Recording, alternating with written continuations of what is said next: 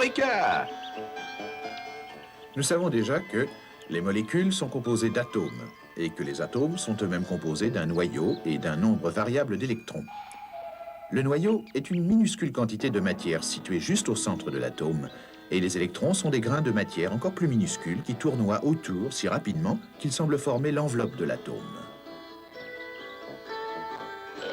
Et maintenant, la conduction. Si l'on remue un liquide bouillant avec une louche en plastique, après quelques instants, la louche va devenir relativement chaude. La même chose se produira avec une louche de bois.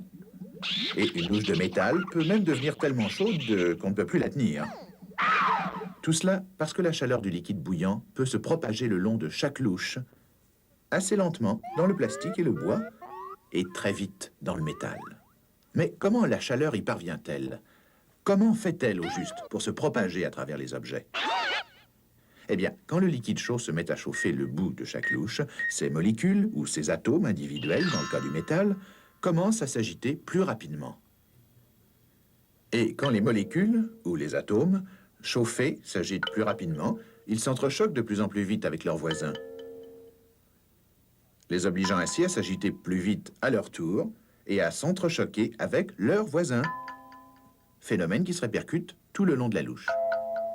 De cette façon, l'augmentation de la vitesse de vibration, et par conséquent la chaleur, se propage d'atome en atome ou de molécule en molécule. C'est un peu comme une rangée de dominos où chacun ferait culbuter le suivant.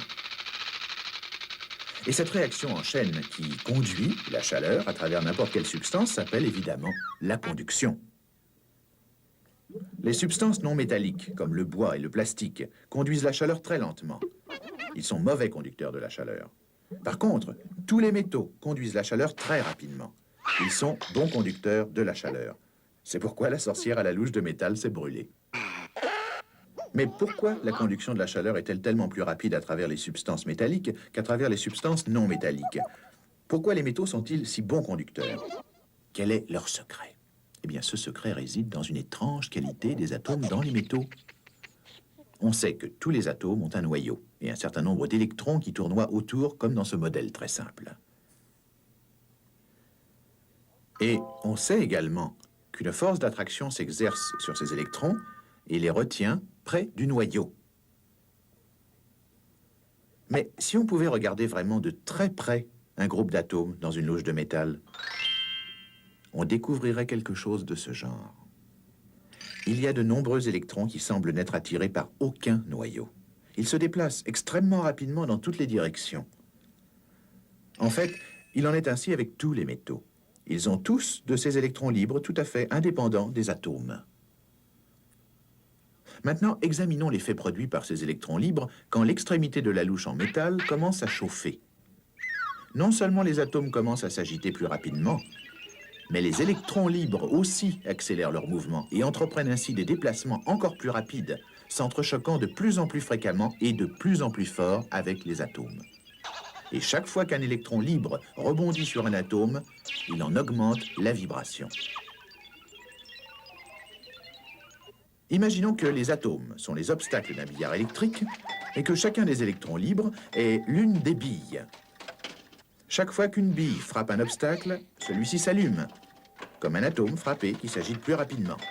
Et plus la bille bouge rapidement, plus souvent et plus fortement elle va rebondir contre les obstacles.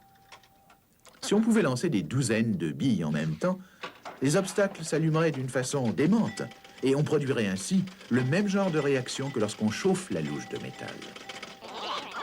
Mais dans le cas du métal, évidemment, il y a des millions et des millions d'électrons qui accélèrent les vibrations des atomes et par conséquent accélèrent la propagation de la chaleur. Et c'est cela le secret. Voilà pourquoi les métaux sont si bons conducteurs.